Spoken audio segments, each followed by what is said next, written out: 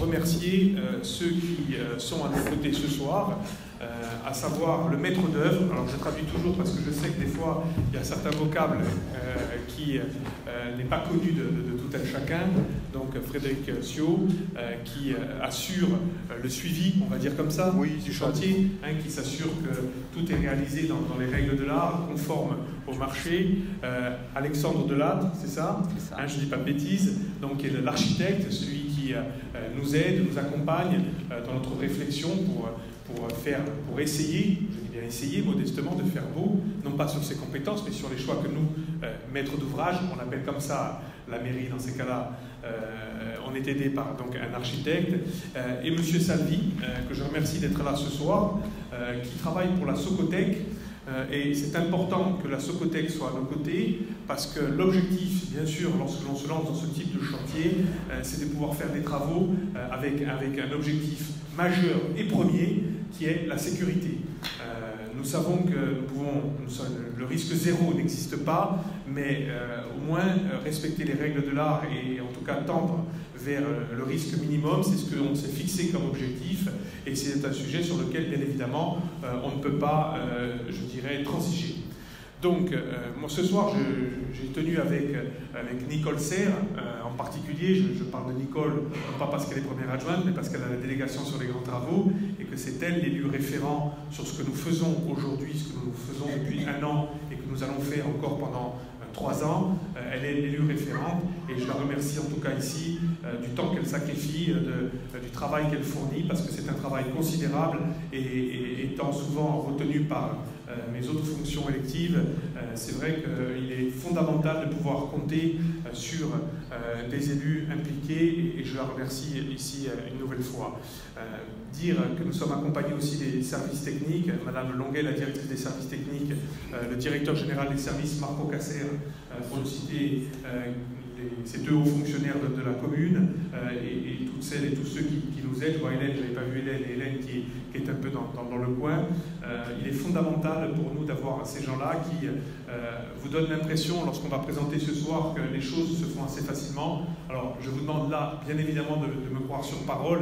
La réalité, c'est que, par exemple, pour ce chantier qui va commencer le 5 novembre, ça fait déjà un bon mois, voire 1 mois et demi plutôt, que nous sommes, je dirais, sur le dossier. Quand je dis sur le dossier, ce n'est pas uniquement un survol, ça veut dire une réunion de travail qui dure toute la journée, de 8h du matin à 5h du soir, le mardi, avec l'ensemble des équipes pour préparer correctement ce que l'on va vous montrer ce soir. Donc, les services techniques de la commune de Bonifacio sont totalement mobilisés sur un projet qui est un projet phare de la commune, je le rappelle, un projet phare du mandat. Nous avions eu la chance de pouvoir en grande partie réhabiliter le port de plaisance de Bonifacio. Nous avons la chance de relever un nouveau défi, nous le présentions encore samedi à la préfète de région, celui de réhabiliter, et je le dis encore plus facilement parce que je suis un marinage convaincu, c'est que Bonifacio c'est avant tout sa Haute-Ville. Bonifacio, son histoire, son patrimoine, son identité, c'est la Haute-Ville. Et donc, celui-là, le défi, c'est le plus beau à relever. Et comme souvent, dans les défis les plus beaux à relever, ce sont souvent les défis les plus difficiles. Donc, vous le savez, nous avons déjà commencé l'année dernière. Le montant des travaux est très important.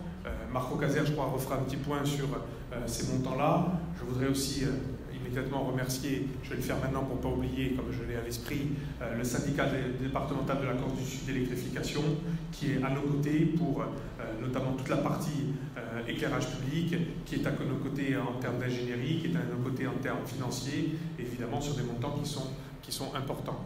Donc, nous avons commencé l'année dernière à réhabiliter la Haute-Ville avec un souci qui sera encore évoqué, vous le savez, celui de répondre à la qualité de vie des habitants de la Haute-Ville. Je ne rentre pas dans le distinguo d'ailleurs de qui habite en Haute-Ville. Il s'agit pour nous d'améliorer la qualité de vie de tous. Il s'agit surtout peut-être, c'est l'élément déterminant, je vous le dis, parce qu'à la fin des travaux, ce n'est pas celui qui se voit le plus, mais c'est ce qui se passe sous le sol, ce sont les réseaux. Et je fais de suite la digression, vous l'avez vécu encore cet été, ça casse et ça va encore casser fortement. Si je dois rendre hommage à mes prédécesseurs pour tout ce qu'ils ont fait pour la commune de Bonifacio, sans exception, car je suis convaincu que chacun d'entre eux a cherché à apporter sa pierre à l'édifice, Je rappelle quand même que les tuyaux aujourd'hui d'évacuation de l'eau sale ou de l'eau propre sont des tuyaux en éternite qui datent des années 50-60. Donc il ne faut pas s'étonner aujourd'hui que ça casse souvent. Première information que je vous donne, vous avez vu que depuis à 2 reprises dans la semaine passée, nous avons été obligés de couper l'eau. Tout simplement pourquoi? Parce que comme ça casse de plus en plus vite, nous avons décidé de sectoriser la haute ville de Bonifacio pour permettre, parce qu'on sait que ça va encore casser dans les années à venir, et nous n'aurons pas tout fait cette année, de pouvoir à la fois quand on intervient dans un endroit particulier de la haute ville, de pouvoir continuer à livrer l'eau dans le reste de la haute ville de Bonifacio. C'est ce que nous avons fait avec un petit surcoût pour la commune. Je dis petit parce que quand on investit 20 000 € par rapport aux chiffres qui sont ceux que nous allons investir, je dirais que ça reste petit, mais ça reste un investissement pour la commune. Donc, vous le savez, l'objectif pour nous, c'est de refaire l'ensemble des réseaux de la haute ville, parce que c'est fondamental. On ne peut pas se permettre de ne pas être capable de livrer l'eau, même en termes de sécurité. Vous savez que donc vous avez compris, c'est mon dada. Quand je dis sécurité, ça veut dire que nous étions, il y a 10 jours, dans le nouveau dortoir de la commune de Bonifacio au profit des pompiers. Nous avons fait le point avec le président du SDIS, du syndicat d'incendie, et effectivement, j'ai interrogé encore une nouvelle fois Vincent Turcano, chef du centre de la commune de Bonifacio. La mise en place alors comment ça s'appelle techniquement, de corps d'incendie, on va appeler ça comme ça, je dirais sur l'ensemble de la haute ville, permettra, j'espère qu'elles ne seront jamais utilisées surtout, mais quand même, c'est toujours mieux d'anticiper, permettra un maillage global de la haute ville en termes de bord d'incendie pour lutter plus efficacement si demain on devait le faire dans la haute ville. Donc la remise en état, je dirais, et la capacité à fournir de l'eau rapidement est quelque chose pour nous d'essentiel. Je répète, eau usée, eau propre, l'ensemble de l'éclairage public aussi, ça c'est fondamental et c'est ce que nous essayons de faire. Nous avons donc commencé l'année dernière petitement, mais je crois que c'était important. C'était important pour savoir comment nous appréhendions ce chantier, de voir nos qualités et nos défauts respectifs aux uns et aux autres, de pouvoir, je l'espère, en tirer des conséquences et de pouvoir améliorer la tenue de ce chantier. On reviendra rapidement sur la première phase qui a été réalisée et les quelques imperfections qu'on a identifiées pour pouvoir modifier les choses, parce que fort heureusement, on peut modifier les choses. Je le répète encore, je le dirai souvent, on fait des choses avec passion, on se trompe des fois, bon, on essaiera de corriger, des fois d'ailleurs on ne peut pas corriger, mais autant que faire se peut, on essaye de le faire. Donc la première phase nous a permis de nous rendre compte de la façon dont il fallait travailler sur la haute ville. Le phasage qui va vous être présenté ce soir tient compte de l'expérience de l'année dernière, je le dis. C'est pour ça que, oui, j'aurais aimé que ce chantier, qui était un des éléments forts et des plus importants de ma proposition de programme en 2014, soit réalisé non pas en 4 ans, mais en 3 ans, sauf que la réalité technique de ce chantier, pour vous permettre de continuer, entre guillemets, à vivre dans de bonnes conditions, nous a obligés à revoir le phasage et de dégager une année supplémentaire pour que ce soit le moins pénible possible pour toutes celles et tous ceux qui vivent à Bonifacio. Petite parenthèse pour ceux qui y travaillent. Donc on a préféré faire en 4 fois 5 mois ce que nous espérions faire plus rapidement. Mais j'en assume le choix et je crois qu'à l'échelle de l'histoire de Bonifacio, une année supplémentaire, ce n'est pas si grave que cela. Donc, objectif pour nous, poursuivre la réhabilitation des places 7, poursuivre, je dirais, la remise en état de la haute ville et avoir la dimension aussi patrimoniale, je le dis très clairement. À travers cette dimension patrimoniale, je le répète, c'est notre identité de Bonifacien que nous défendons. C'est aussi notre capacité à convaincre des touristes de venir découvrir cette ville merveilleuse. Parce que si aujourd'hui, quand je me balade avec vous cet après-midi, j'ai la chance de voir des tas de personnes qui arrivent de la France entière et des restaurants qui affichent encore des taux de présence très importants, c'est parce que non pas qu'ils vont aller à la plage à Soutaroc, pour lui c'est fermé, ou à Balistre, c'est parce qu'ils vont venir découvrir ici un patrimoine exceptionnel dont on a la charge et qu'il faut remettre en place. Donc, pour nous aujourd'hui, c'est important de vous présenter, ce que nous avons déjà fait, ce que nous allons améliorer dans ce que nous avons déjà fait, de vous présenter, je ne le fais pas forcément dans l'ordre, hein, ce sera peut-être un peu modifié par le PowerPoint qui a été réalisé encore il y a quelques minutes, mais vous ne m'en voudrez pas trop de ne pas avoir suivi exactement. Mais j'ai envie de vous dire, moi, ce que je ressens avant de vous présenter et de vous donner la parole pour les questions, c'est de vous montrer les différents phasages des 3 années à venir. 3, d'évoquer avec vous la question de la circulation qui va être modifiée pendant ces mois de travaux, d'évoquer avec vous, je répète, le phasage, le début, la fin, les commodités en termes de poubelles, etc., etc. Et surtout, à la fin, de répondre à toutes vos interrogations et toutes vos remarques. On essaiera d'être à la fois précis, d'être à la fois, je dirais, aussi exhaustif dans la réponse, mais j'espère que vous n'allez pas trop nous en vouloir si des fois on sèche, parce que des fois on n'a peut-être pas la réponse immédiate, mais on se promet de vous l'apporter le moment venu. Voilà ce que je veux dire.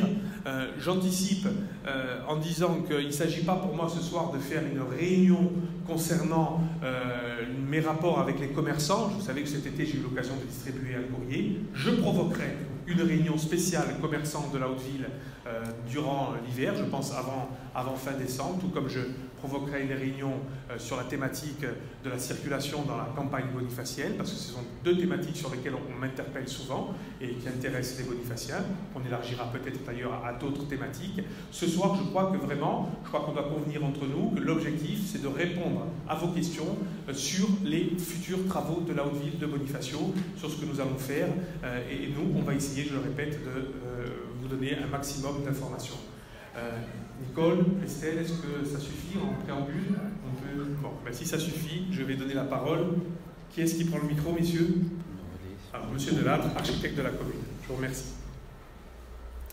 Merci, Monsieur le maire. Alors, on va revenir donc sur le périmètre. Vous le connaissez tous, c'est tout le périmètre de la Haute-Ville. Comme le disait Monsieur le maire, c'est un périmètre étendu, concentré, mais malgré tout étendu, et il est difficile de faire la totalité des travaux dans la continuité. En plus, la contrainte importante a été de préserver la ville durant la période estivale, donc on se contraint à réaliser des travaux du mois de novembre au mois d'avril chaque année, de manière à préserver la ville et la haute ville durant la période estivale. Donc, Monsieur Delattre, vous m'excusez, on va fonctionner comme ça, un petit peu comme un duo. Ouais. Je me permettrai des fois d'apporter quelques précisions pour anticiper une question. Bon, l'objectif, on va être assez précis. Début des travaux le 5 novembre.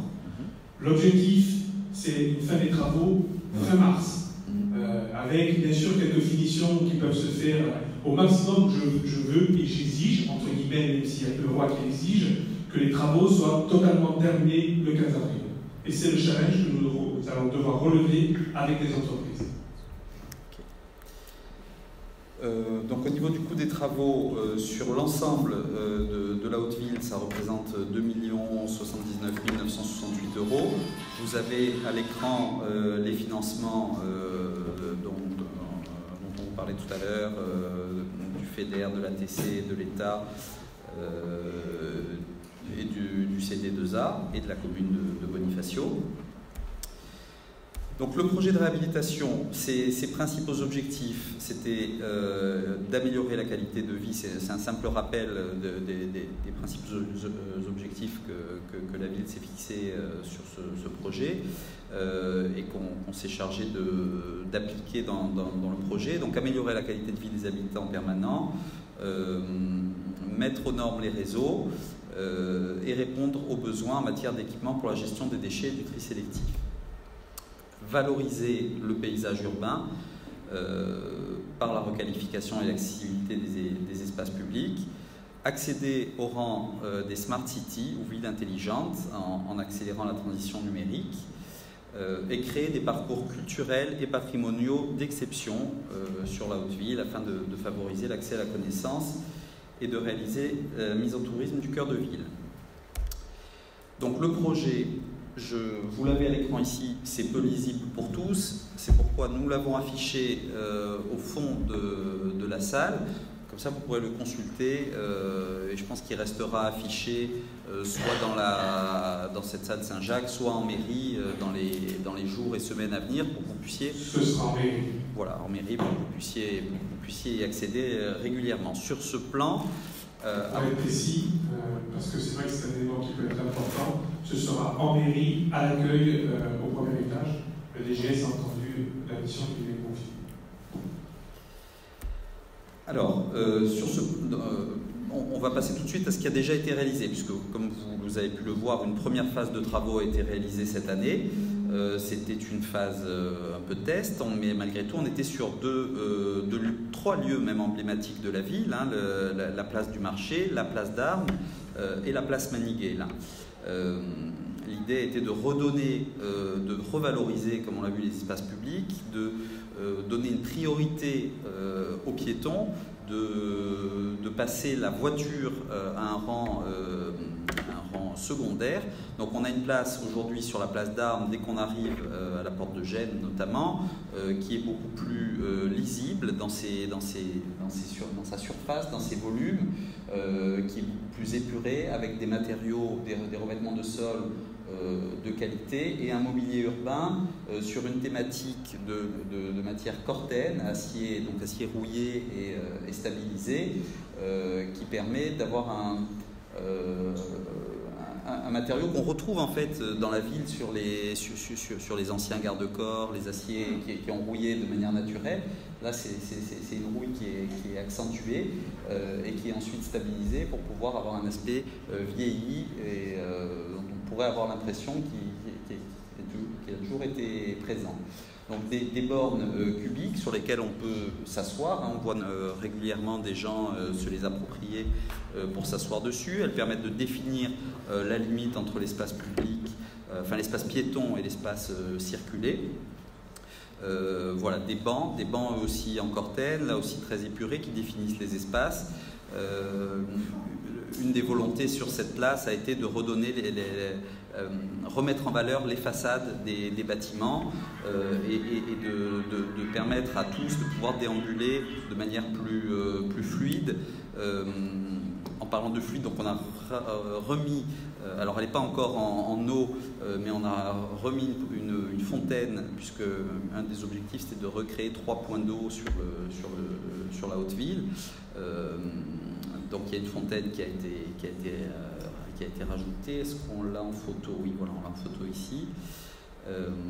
Voilà, des poubelles, on a retrouvé des principes de padane pour essayer de rattraper les différences de niveau. Tout a été renivelé, remis de niveau, et il y a un très gros travail sur les réseaux qui est peu visible ici, mais dont M. Sio pourra nous parler un peu plus tard. La place du marché, donc la volonté était de conserver le jeu de boules, de l'agrandir un petit peu pour qu'il réponde à des normes un peu plus strictes, et ensuite de rajouter là aussi des bancs, un dallage de sol qualitatif et un éclairage public qui n'a pas encore été mis en œuvre et qui va être mis en œuvre dans la seconde phase de travaux. On voit à nouveau les bancs de la place du marché. Pour une précision, le mur en fait de rempart répond à des normes qui sont, enfin pas des normes, mais en fait est sécurisé aujourd'hui. Mais on se rend compte que beaucoup de gens montent dessus, se mettent debout sur ce mur, s'asseyent sur ce mur. Donc on va rajouter une lisse métallique en acier cortaine qui va être réalisée là, dans la prochaine phase de travaux au mois de novembre. Je coupe, oui. Vous pouvez revenir sur la précédente diapo. Je vais anticiper un peu sur même cette avancée. Alors, on va faire les deux. Bon, sur la première, la remarque nous a déjà été faite sur un flash d'eau qui se trouve aujourd'hui devant l'Office du tourisme. À ce sujet, vous devez savoir que, je ne sais pas si j'arrive à la côté de l'avant, elle se situe à peu près là. Regardez, ici, si vous ne pas de bêtises. Donc sachez qu'à partir du 5 novembre, lorsque l'Office du tourisme va être fermé, nous allons reprendre ces flashs pour faire les travaux dans les règles de l'art. Sur la circulation, d'ailleurs j'en profite, et Xavier, je te demande de m'excuser, je n'ai pas souligné ta présence, mais comme elle est ô combien importante pour la commune de Bonifacio, la présence de la police municipale, elle a été, elle est et elle sera fondamentale pour les années à venir. Donc je te remercie d'être là et nous voyons qu'il y a un challenge à relever de ce côté-là. Donc sur le flash d'eau, ça va être réglé. Sur les bancs, remarque nous a été faite que effectivement en juillet-août, le banc Corten, monté en température, était désagréable, voire des personnes âgées vont interpeller sur l'absence de dossier. Donc je le dis aussi, que ce soit les bancs les plus exposés, je dirais à la chaleur et en tout cas place du marché, nous allons procéder à un changement par la mise en place de bancs en bois. Soit avec ou sans dossier, ça dépendra, mais pour celui de la Maniquée, il y aura bien évidemment du bois, parce que c'est comme ça que l'on voit les choses. Y compris pour les arbres, dans ces arbres faméliques que nous avons là, l'objectif sera pour l'été prochain d'avoir 2 arbres corrects. Je ne dis pas d'avoir 2 platanes exceptionnels, mais d'améliorer quand même ce que nous avons aujourd'hui. Sur la place toujours de la Maniquée, effectivement, il y a un problème de sécurité. Il faut aujourd'hui absolument qu'on mette cette barre supplémentaire, même si je le précise aussi, d'un point de vue réglementaire, je ne me suis pas amusé à laisser l'espace comme ça. D'un point de vue réglementaire, je parle aussi sous le contrôle de la Socotec, nous étions conformes à la réglementation. Mais pour nous, c'est important. Je merci d'avoir montré la diapo, le jeu de boules, qui des fois ressemble à une piscine ou à faire polo. Je précise que cette année, nous avions un souci, c'est que l'évacuation d'eau n'était pas reliée, je dirais, au pluvial, et qu'à travers une pompe de relevage, après les travaux de cette année, nous espérons, on va rester modeste, on verra bien, j'espère que les faits nous donneront raison, nous procéderons donc à l'évacuation de cette eau de façon tout à fait normale. J'enchaînais pour parler sur les réseaux. On a bien parlé de la partie en surface et je vais vous donner quelques éléments complémentaires. Il faut savoir quand même que les réseaux dans ce projet représentent, c'est un peu comme l'iceberg, je dirais 70% du travail qui est fait, parce qu'au final, le tapis, le revêtement qu'on va mettre, c'est ce qui restera visuel, mais en dessous, on a peut-être même déjà oublié la place d'armes, notamment avec ces grands tas de terre jusqu'à 2 mètres et ces multiples tranchées au travers. Et c'est par ce sous-sol qu'on a fait cheminer les nouveaux réseaux qui viennent en remplacement des anciens. Je précise bien nouveaux, car ils sont à 98% remplacés, tous ces réseaux, par des réseaux neufs. La difficulté aussi de cette place d'armes, ce qui a créé un flash, hein, bien sûr c'est une erreur technique, mais c'est qu'au niveau du bastion, on a très peu de pentes. On a des pentes inférieures à 1%, et notamment dans cet endroit-là, on y est à du 2 pour 1000, 3 pour 1000. C'est 0,2%. C'est vraiment très faible et difficile à régler. C'était une première année test, on s'est lancé, on a repéré pourquoi on a eu du mal à niveler avec ces grosses pierres massives sur des pentes aussi faibles. Et donc maintenant, on va corriger ces tirs qui sont des petits défauts, effectivement, ça c'est pour le traitement de la surface. Pour continuer sur le terrain de boule, effectivement, comme vous le disiez, monsieur le maire, on n'avait pas le relevage suffisant pour poser l'eau à l'extérieur. Plutôt que de la rejeter dans un réseau qui serait saturé et envoyer du désordre ailleurs, on a justement bloqué la partie, donc ça fait effet d'une piscine, parce qu'en dessous il y a réellement comme une piscine, une géomembrane, donc tout est totalement étanche. L'eau ne part pas dans le rocher, ne va pas imbiber le rocher, elle reste en surface et par évapotranspiration s'évacue, donc les désordres se limitent à une stagnation de l'eau à ce niveau-là. Voilà. Sur les réseaux. Peut-être on a parlé de la lanterne, mais il faut savoir que cette lanterne est exposée dans la rue Longue. Il y a un modèle qui est dans la rue Longue de cette lanterne qu'on voit là aussi. Si ça vous plaît d'aller la découvrir en réel plutôt qu'en photo, voilà, elle est positionnée là-bas. J'avais entendu ce que tu avais dit, mais bon, donc c'est une lanterne spécifique à Bonifacio qui a été inspirée par le bastion. Alors là, on peut avoir des débats interminables sur beau, pas beau, etc. Nous avons, nous, maîtres d'ouvrage, collégialement estimé que c'était ce qui correspondait le mieux à notre commune, à la fois très sobre et surtout dans une capacité à éliminer très efficace. Voilà. Oui, efficace, parce que d'accord. Une étude complète a été faite de photométrie et donc de dissipation de la lumière, d'étendue de la lumière. Effectivement, ce sont des lanternes qui sont très efficaces. Vous avez remarqué certainement que Place Maniquet, les travaux ont repris parce que ce sont des travaux en douceur qui ne nécessitent pas de matériel et qui ne provoquent pas de fortes nuisances. Donc on est en train de remplacer tous ces garde-corps pour avoir des modèles identiques à ceux qui sont sur les remparts.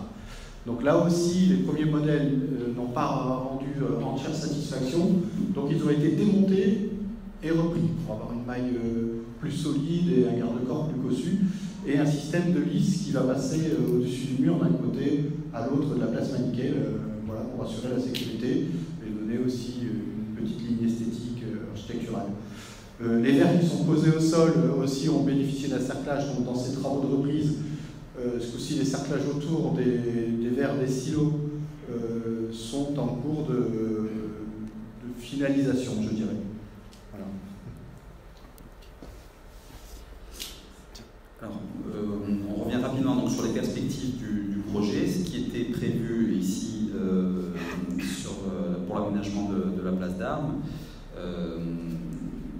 Donc la perspective qui ressemble, qui est assez proche de ce qui a été réalisé aujourd'hui.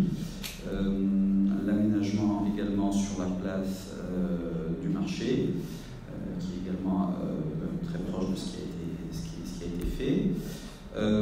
La perspective de la place Archivolte. Donc la place Archivolte, c'est une des places qui va être réalisée en phase 2. On va aller un peu plus loin sur le phasage. L'idée c'était d'avoir deux niveaux distincts, de conserver son arbre, d'avoir un banc minéral pour habiller la partie haute de la place, de réinstaller là aussi une fontaine dans l'esprit de l'ancienne fontaine qui était positionnée sur cette place, et d'avoir un dallage en granit au sol qui va permettre de distinguer les espaces piétons des terrasses. L'idée de retrouver une intimité et de la tranquillité sur cette place. Donc voilà l'aménagement en plan. Vous pouvez voir ici l'arbre qui est conservé. Voilà, et le banc qui revient en L, inversé en équerre, avec une partie haute et une partie basse de la place. Le phasage, donc pour la deuxième phase de travaux, c'est celui-ci.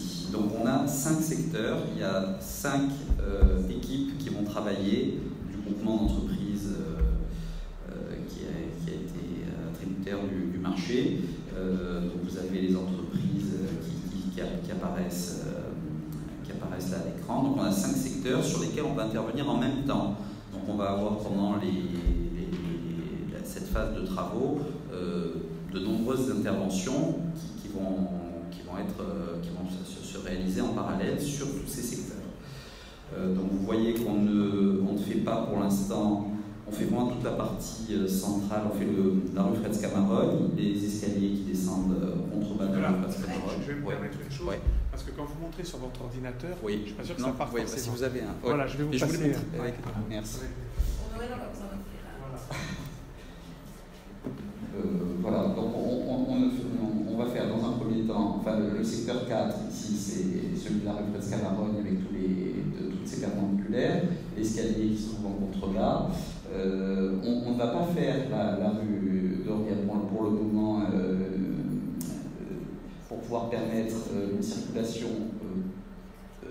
ponctuelle, on va dire, qui va revenir ici par la rue longue. Et on va faire ensuite toutes les autres rues de la partie haute ici qui n'ont pas été faites. Je précise. Ouais. Non, pas avec le micro. Non. Je vais corriger légèrement votre vocabulaire parce que le vocabulaire a une importance. L'objectif du maintien de l'axe rue Longue et rue Doria, c'est pas pour permettre davantage de trafic.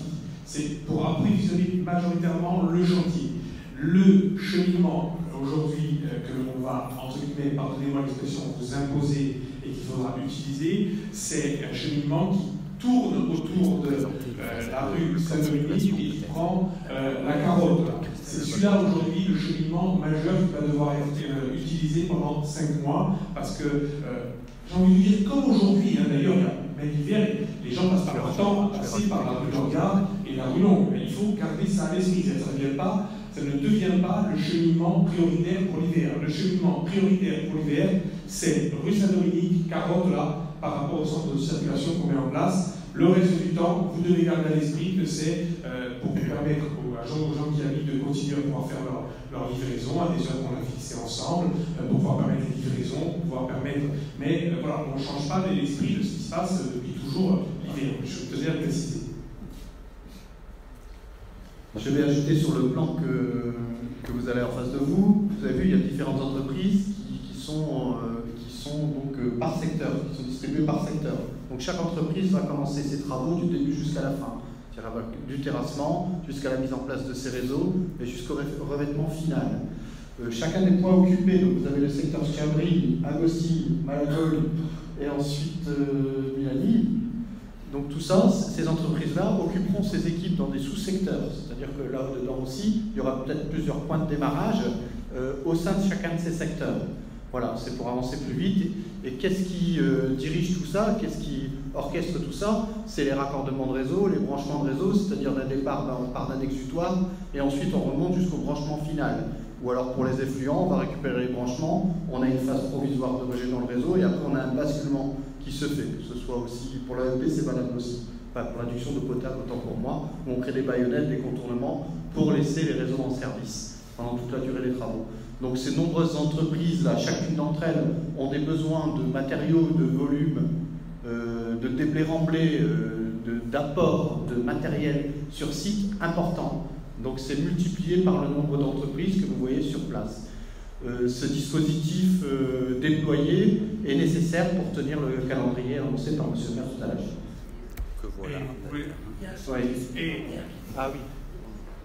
Et j'aurais dû le dire dans mon introduction, et vous devez avoir à l'esprit que, alors on va se dire tant mieux pour le dynamisme de notre commune, mais en même temps, sur la haute ville de Bonifacio, d'autres chantiers ont lieu. Alors pas ici précisément, mais on est impacté quand même en termes de circulation par le désamiantage, et on va se féliciter, ça fait 20 ans qu'on attend qu'on avance sur Mont-Laure, enfin on va finaliser notre désamiantage. Vous avez vu que l'espace a été totalement nettoyé. Il faut désamianter aujourd'hui la caserne française, la génoise, donc ça implique des camions, ça implique du trafic, donc ça c'est un chantier aussi qu'on doit gérer. Le deuxième chantier qui pour nous est fondamental et qu'on espère aussi mener à terme, c'est la nouvelle crèche de Bonifacio qui sera construite derrière Saint-François. Donc tout ça aujourd'hui fait que vous devez avoir à l'esprit que ça donne du travail, hein, c'est une bonne nouvelle, ça donne du travail à l'économie locale, et beaucoup de travail à l'économie locale, mais comme toujours, hein, et ça aussi c'est une formule que vous m'avez entendu employer l'année dernière, que je réemploie cette année, on ne fait pas d'omelette sans casser des œufs,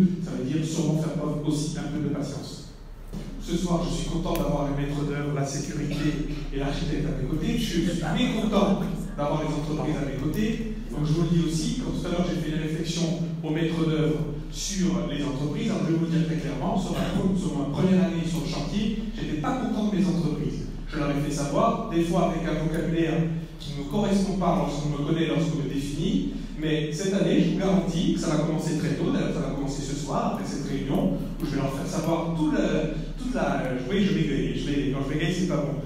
Le fait que je sois très content d'être ici ce soir sans eux, donc on va leur demander d'être présents, on va leur demander de travailler à Noël, parce que c'est dans un marché public sur lequel ils se sont engagés. Donc là-dessus, on sera vigilant, parce que, oui, j'ai oublié de vous dire, le premier chantier, je l'ai dit au maître d'œuvre, qui d'ailleurs a sa part de responsabilité, je lui ai dit gentiment, mais je lui ai dit aussi, et j'entends bien ce qu'aujourd'hui il soit particulièrement à nos côtés, et j'espère qu'il le sera, mais l'été dernier, nous avons perdu du temps par des entreprises locales, mais ce sont toutes des entreprises locales. Je vous rappelle, Malagol, Sakine, Chiabri, etc., donc qui n'ont pas mis les moyens qu'ils doivent mettre pour qu'on avance sereinement. Moi, je suis assez regardant là-dessus. Je vous garantis que la prochaine réunion de mardi prochain, je ne suis pas sûr d'être là, mais si je ne suis pas là, je vous zébrera pour que je sois présent. Je vous garantis que le message sera passé aux entreprises pour qu'elles soient à nos côtés et véritablement, parce que je crois que voilà, on est fiers aujourd'hui de faire ce que nous faisons dans la ville de Bonifacio, mais on ne peut pas l'accepter pour des raisons économiques majeures, pour des raisons, je répète aussi, de satisfaction de la population, et on s'est donné les moyens de payer un service, on attend d'avoir le service en retour. Donc voilà, je le dis très clairement, je répète, objectif 5 novembre, fin fin mars et on doit tenir ces objectifs-là. S'il y a quelques bricoles à faire en avril, on fera quelques bricoles.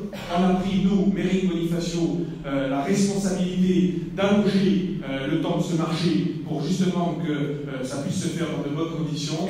Message a été clairement donné au service technique de la commune de Bonifacio et au maître d'œuvre pour que je n'ai pas excité un 1er mai et un 8 mai place d'armes avec les entreprises qui sont absentes alors qu'elles auraient dû être présentes. Alors, sur ce sujet-là, c'est un petit peu le point pratique pour la période des travaux. Vous voyez à l'écran qu'il y a un plan de circulation qui a été mis en place en concertation avec la police municipale, les différents services de secours et également les entreprises, pour que tout se passe dans de bonnes conditions du 5 novembre jusqu'à la fin des travaux. Donc, pour pouvoir réaliser les travaux, nous allons fermer la voie à la circulation de la rue Fresque-Camarone. Celle-ci ne sera accessible qu'aux piétons. Les commerces ouverts auront donc un cheminement accessible aussi, comme l'a dit M. Salvi tout à l'heure. La rue Doria également sera fermée de 7h30 à 17h tous les jours, du lundi au vendredi. Elle sera gérée donc par un agent de sécurité de la société mandataire donc des travaux, donc la société de Chabring. Elle permettra malgré tout la possibilité de livrer des commerces qui ont des livraisons importantes qui ne peuvent pas arriver avant 7h30. On conseille quand même aux commerçants de se faire livrer soit avant 7h30, soit à 5h, mais on comprend aussi la difficulté. On est à Bonifacio, on sait que ce n'est pas toujours facile. Du coup, il sera à l'écoute, on s'est entendu là-dessus. Au cas par cas, il pourra en tout cas vous faire rentrer en ville et également vous faire sortir. Parce que peut-être que les camions ne sortiront pas donc par la rue. Donc ça, c'était important de vous le dire. De plus, vous avez sûrement reçu les travaux pour ceux qui ont été déposés des déclarations préalables pour des réfections de façade, d'autres travaux de mise en sécurité, des reprises sur les conduits d'assainissement. Il y a des choses qui sont possibles de faire, donc on vous demande de vous rapprocher de nous. On a envoyé donc un courrier avec nos coordonnées pour qu'on puisse vous aider à réaliser ces travaux dans le meilleur, vraiment dans la mesure du possible. Ce n'est pas toujours le cas. Ce matin, on a travaillé avec un syndic, on a trouvé 2 solutions sur 5 chantiers. On essaye vraiment de faire au mieux pour vous permettre de le faire, en tout cas à partir du 5 novembre, pour ceux qui ne pouvaient pas le faire au mois de mars ou au mois d'avril. Donc ça, vraiment du cas par cas. C'est vraiment du cas par cas, donc il faut vraiment se rapprocher de nous. Et tous les mercredis matins, le bureau est ouvert au public, avec ou sans rendez-vous. Donc si vous passez, on vous reçoit, on essaie de trouver une solution et on coopère avec la police municipale.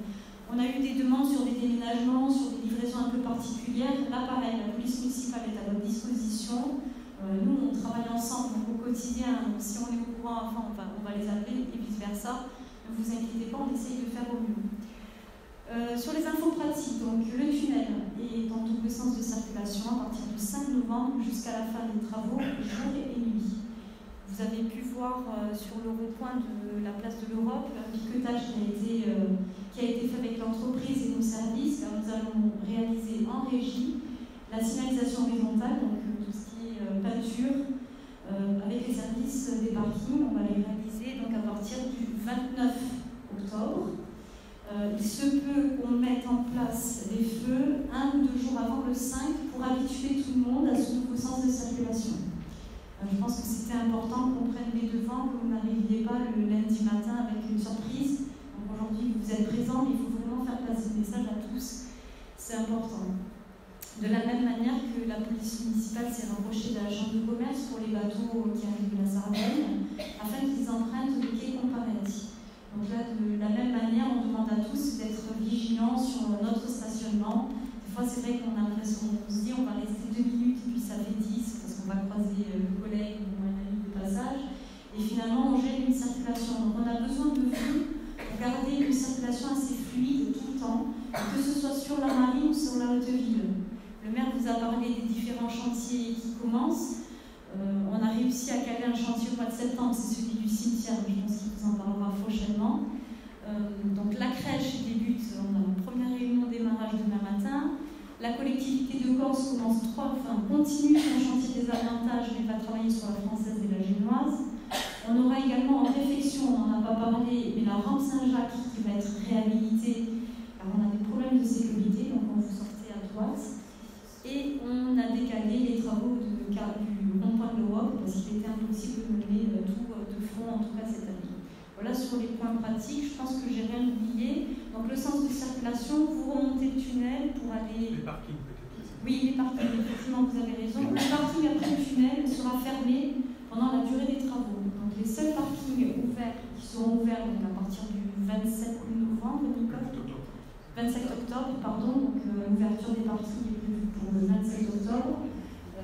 Mont-Laure, Saint-Dominique et Saint-François. Donc, et le P3 sera fermé. Et le P4, mais également. Tout sera ouvert à partir du 25 octobre. Donc, le stationnement dans la rue Carantola aussi, aujourd'hui, il se fera dans l'autre sens de circulation. Parce que le sens privilégié sera nous descendons la rue Saint-Dominique et on remonte à Carantola. Donc pour stationner, il faut changer vos voitures dans deux sens de circulation à partir du 5 février. On se garde en exactement. Et on essaie de partir dans le bon sens. Également, place Carré, pas d'autorisation de sortir par la place de l'Europe. On suit tout le temps le sens de circulation, un sens unique de circulation, Saint-Dominique et la Carantola. On a communiqué, on va peut-être distribuer un peu ces plans pour tout le monde, pour que tout le monde soit informé. Je pense que Tony Ousra fera un petit zoom sur le site de la ville et sur Facebook pour toucher le maximum de personnes. Juste une petite précision, par exemple, au niveau des travaux. Donc nous allons réaliser l'ensemble des travaux autour de la loge.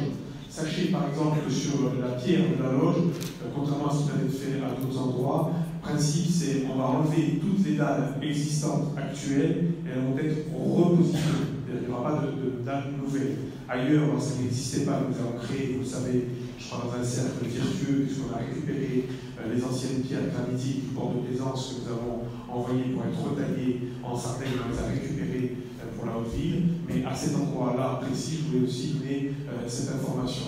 Pour la complexité de ce chantier, notamment la dépose des câbles EDF sur les façades.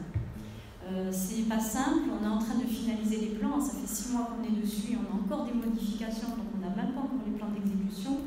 On a fait du repérage, certains sont au courant parce que j'ai pu les rencontrer, d'autres pas. On va devoir poser des coffrets sur les façades pour pouvoir justement raccorder votre nouveau réseau. Et au fur et à mesure, ce travail-là ne permettra pas de décrocher les façades à la fin de l'année 2018-2019 sur la tranche 2. Et je vais avoir besoin de vous pour avoir au moins les autorisations pour ceux que je n'ai pas, afin d'encastrer les coffrets en façade quand c'est possible. On a même eu un accord avec EDF pour éviter de toucher certaines façades dans la maison des Podestas ou d'autres maisons dont l'accès est libre, c'est-à-dire qu'il n'y a pas de digicode ou pas de clé sur les portes. On peut, quand on a la place, poser ces coffrets dans les cages d'escalier ou dans le hall. Voilà, c'est pas tout le temps possible au facio, c'est assez complexe, mais voilà, n'hésitez pas. En tout cas, moi je reviendrai vers vous sur le terrain avec un agent de la commune qui connaît bien toutes les familles bonifaciennes. On va finaliser tout ça la semaine prochaine. Ça, c'est vraiment un point important. Pour réussir, c'est un challenge qu'on doit mener ensemble. Là, c'est chaque copropriété qui doit faire cette démarche après pour se raccorder au nouveau coffret électrique. C'était important d'en parler pour que ça puisse être une réussite. On a quand même trouvé quelques possibilités cette année pour avoir des sites pilotes et montrer que finalement ça ne coûte pas plus cher c'est pas très excessif non plus. Des sites pilotes où on arrive à décrocher déjà en 2019 quelques secteurs de quartier. Et c'est vrai que ça pollue effectivement la façade. Et vu en plus l'énergie que vous mettez, notamment à travers l'aide par rapport à l'EPH pour la réhabilitation de ces façades, voilà, il faut qu'on travaille tous ensemble